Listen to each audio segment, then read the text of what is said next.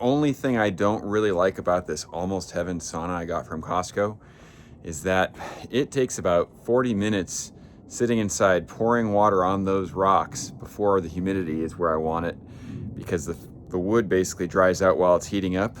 So today I'm going to work on a project that hopefully fixes that problem by pre-humidifying the sauna. This is going to be a science experiment, so stick with me and we'll see if it works. And if you're like me, I like around 140 to 160 degree with a lot of humidity, like 50, 60+%. It's better on my sinuses, it's safer, and it penetrates to your bone a lot faster than if you just have a hot, dry sauna.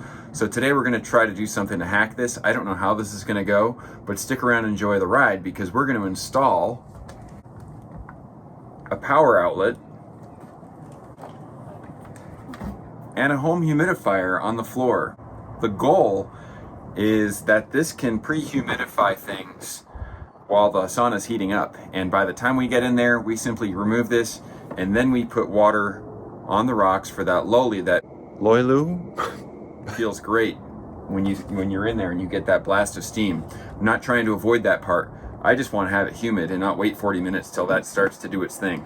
You may be wondering, is it really safe to put a home humidifier into a sauna? And I'm going to test that theory because it's actually kind of cold on the floor. The heat rises, so I've got this instant read thermometer. We're going to go ahead and preheat this. If I lose the thermometer, not that big a loss. In the wintertime, my guess is we're probably going to be around 70, 80 degrees down there, which is totally fine. And I'll just have to keep my eyes on this in the summer. If you do experiment with this, do it at your own risk. Enjoy the process. Let's go ahead and get this guy fired up. And I'm going to go ahead and also open up, I'm gonna open up this instant read. You can see it's gonna start cooling down. Yeah. And then we'll just let this get preheated up to about 140. And then we'll take a look and I'll show you what our humidity is. You can see right now humidity is high without heat in there, but that heat coming on is gonna bump that from, we're around 70 plus down to probably around 20, be my guess. And let's get it going. So this cord and outlet here is actually designed for RVs. Make sure to check the code in your area to make sure this is acceptable way to wire your sauna. But it is watertight, and it comes from this company, Journeyman Pro. I'll link that in the description. I looked into all the options. This was the tightest option, and for 40 bucks, it covers all the bases and keeps things compliant. It has a waterproof seal on the back that pops off, and it is already wired with the proper restraint so that if the cord gets tugged, it doesn't tug on the actual connection. For those of you that want to have a exact size cord, you technically could cut this and then rewire it. For the sake of simplicity, I'm hoping there's not too much excess that I can't just coil up a little bit and leave it on the back of the sauna where no one's going to notice anyway. These are my Forstner bits, my preferred method of making a hole in wood if I have the right size. And so what I'm going to do is measure with the calipers the width here.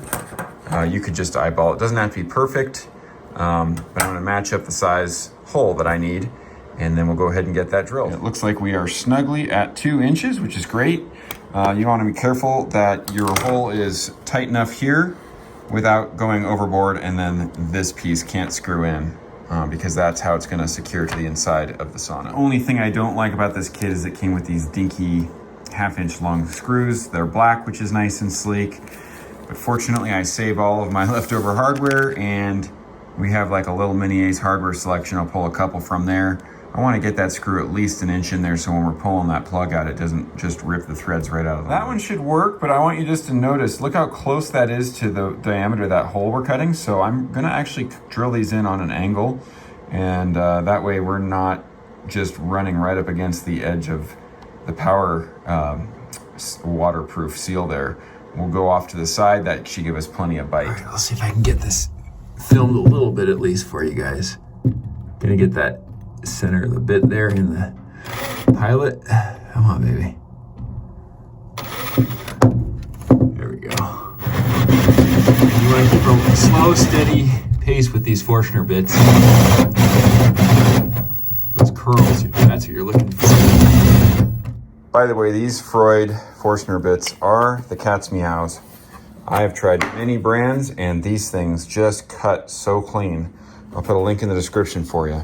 So if you like DIY content and you like to see experiments that may or may go as planned or not, subscribe and hit that alert bell and keep watching my channel. I appreciate the view. I appreciate all comments, and let's keep them constructive. It's a great DIY community. I respond to almost every single comment as long as it's constructive. Back in the sauna, you can see now we're hitting almost in the 20s.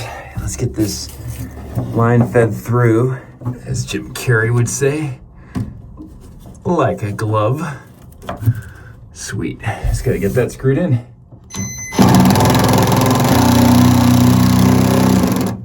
And again, we're doing an angle so we have more bite in the wood there.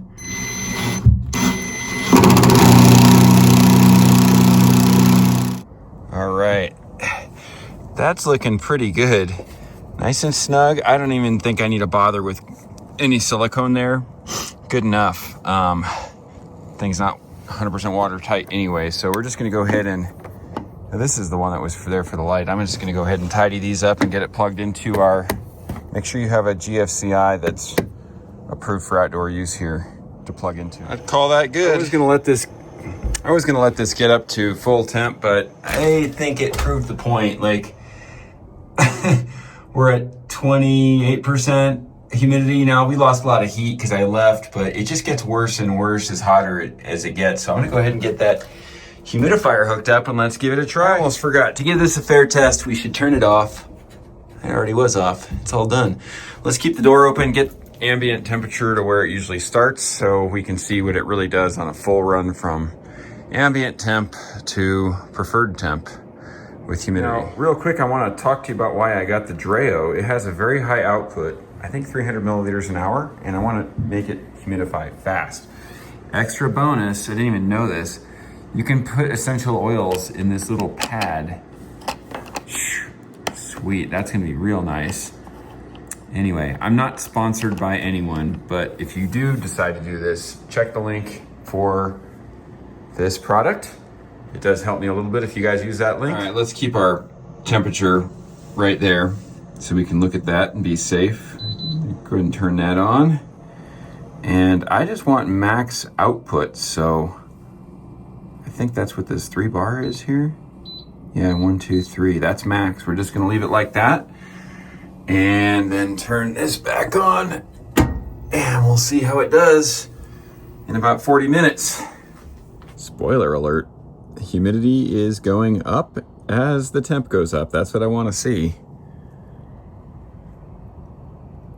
It says 40% on the machine and 62 degrees inside on the floor. Moment of truth.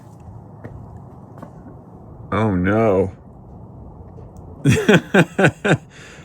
We live in a very dry state. It appears the heat from that heater just outdid the humidifier.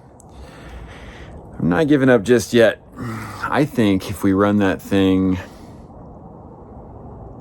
for several hours before the heater comes on, then we're set. And that Harvia heater has a timer on it, so back to the drawing board. I'm gonna let it cool down in there. We're gonna turn that humidifier on full blast for several hours and then let that heater turn on and see what we get. All right, let's give this another go. I'm gonna turn this up to, let's see, 4 hours.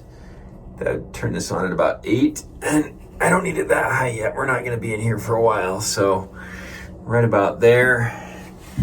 And let's let her rip, and if 4 hours of pre-humidifying does anything, we'll see. Look at that, starting at 17%. Gotta love Colorado. Oh, this is looking promising. It's been 40 minutes. Look at the fog on the glass there. We got 47%. According to that, up on the wall it says 33%. So, well, we still have a couple hours left. Well, several hours left. I'm optimistic. All right, let's see. We're about 2 hours in, maybe a little more. Ooh, 62%. Let's see what the upper one, I can't even read it, but we're getting, yeah, it's gonna be good in there.